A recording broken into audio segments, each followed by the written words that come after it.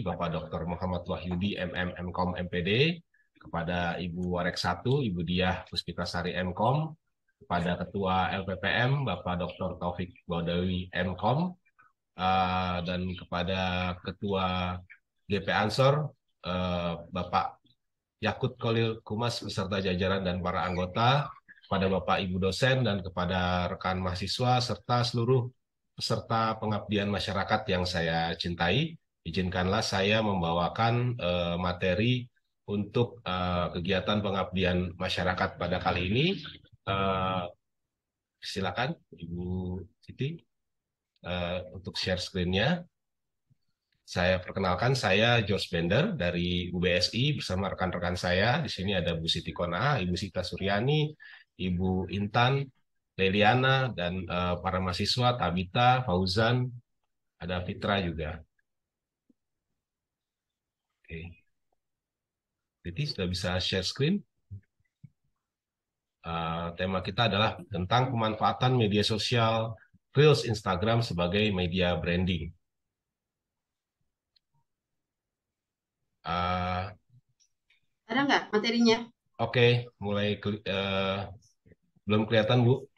Oke, sudah nampak ya. Di sini kami membawakan materi tentang pemanfaatan Reels Instagram sebagai media branding bagi organisasi. Mari silakan dilanjut Bu. Oke, sebelum kita menginjak kepada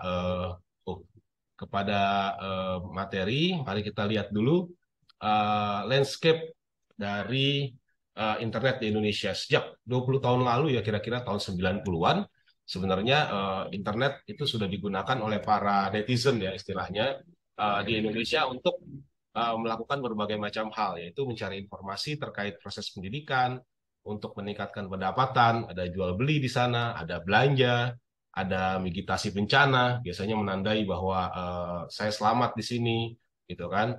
Ada filantropi, ada juga kegiatan menyebarkan agenda politik dan sampai untuk memonitor pemilu. Dan semua kegiatan ini didukung oleh infrastruktur yang dibangun oleh internet service provider gitu ya, yang menunjukkan angka percepatan penetrasi yang meningkat dari tahun ke tahun. Dan itu selalu tumbuh gitu ya pengguna media sosial di Indonesia. Silakan Bu, lanjutkan.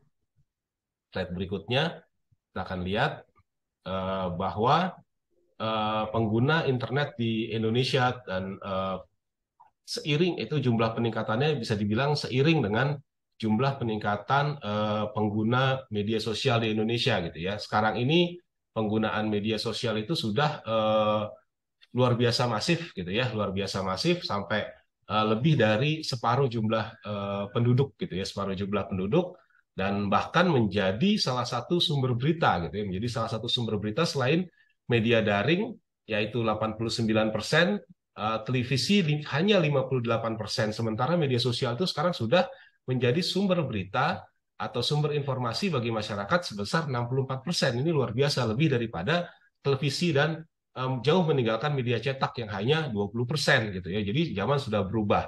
Nah, sebenarnya bagaimana, pertanyaannya adalah dampak gitu ya yang ditimbulkan oleh media sosial, dan ada tentu saja potensi-potensi pemanfaatannya gitu ya.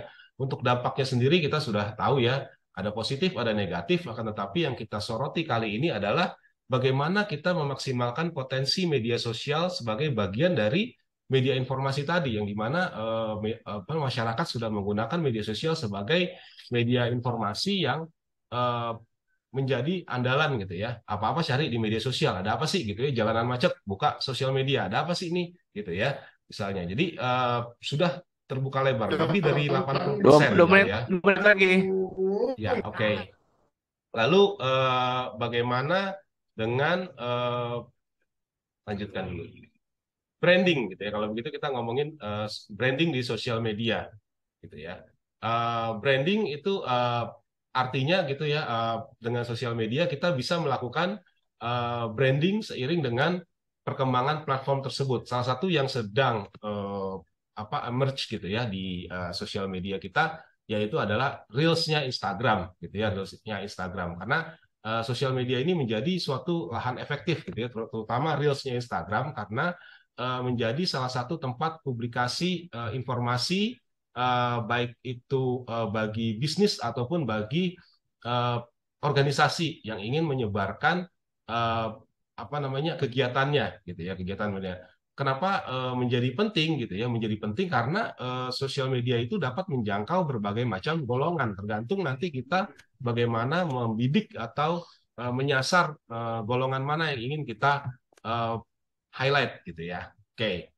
Jadi Satu poin-poin menit lagi, pentingnya Pak. adalah Maaf. kita bagaimana kita mengetahui identitas dari organisasi kita sendiri gitu ya. Lalu kita mengenali gitu ya audiensnya siapa yang mau kita sasar.